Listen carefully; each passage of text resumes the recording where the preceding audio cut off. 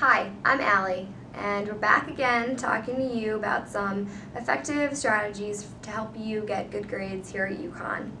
We've talked a lot about stress management, time management, how to read your textbook, and proposed some theories to use as students at UConn on how to get better grades and how to play the game of being a college student. And today, finally, I have some people that are concretely supporting the things I've proposed to you. The First Year Programs Office did a survey for the Alpha Lambda Delta Honors Fraternity, and the freshmen that responded gave an overwhelmingly supportive response to all of these ideas. Over 250 people responded, and I'm going to share some of the results with you now. The first category we're going to talk about is the number of hours they studied per week. About 22% studied 4 to 6 hours a week. 22% also studied 7 to 9 hours a week. 20% studied 10 to 12 hours per week. 15.5% studied 13 to 15 hours a week. And 12.5% studied over 15 hours a week. Now, this is really important because this is an average. These students are studying around 4 to 6, 10 to 12 hours every week over the course of the week. It's not cramming 6 hours in a day for your exam tomorrow.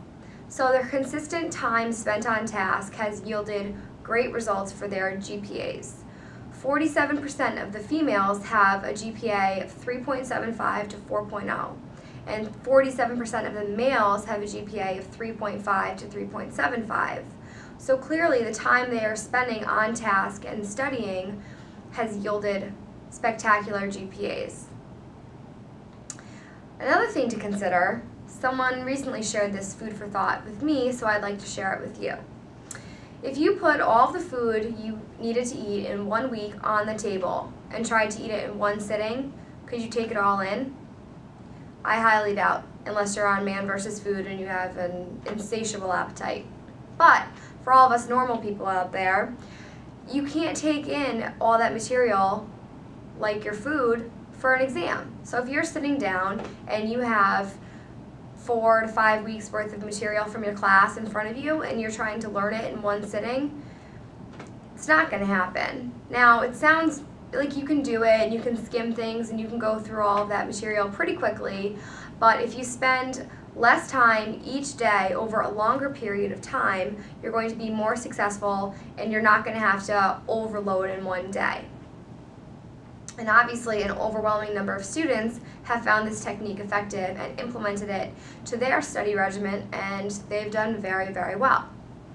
The next thing I want to share with you all is a little bit about the gender differences in this survey. So basically, all the tools you have to study can be considered your little bag of tricks. And maybe you have flashcards in there and reading your textbook and going to class. But the more tricks you have to study, tricks per se, will help you do better. Now, it's interesting to note that the females in this survey use tricks like highlighting, rewriting their notes, summarizing, and outlining their notes. And double the percentage of females versus males did this from Alpha Lambda Delta. That's very significant because if you think about it, the girls have an average GPA of 3.75 to 4.0. So that strong number is dictated by the amount of tricks they use to study.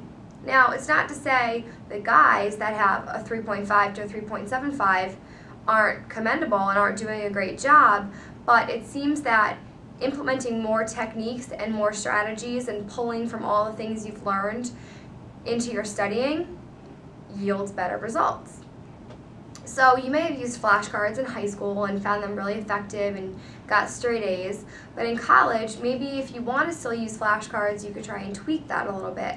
And you can see the resource on your right about creating an effective answer, which helps you be more intentional and create memory triggers for those answers. So when you go to your exam or you have an in-class essay, you're going to think about the flashcard, and when you see a word or you think of an idea, something from that flashcard will trigger your memory and help you remember what you want to remember. So Drawing a wider range of tricks to be successful in studying can be very helpful, and obviously about 275 students responded to this. So it's not just 20 people saying, oh, I use that technique and it really works for me. It's a staggering number of people that have implemented these techniques and been very successful. So I hope you take these into consideration, and I wish you the best of luck studying and in your success as a student at UConn.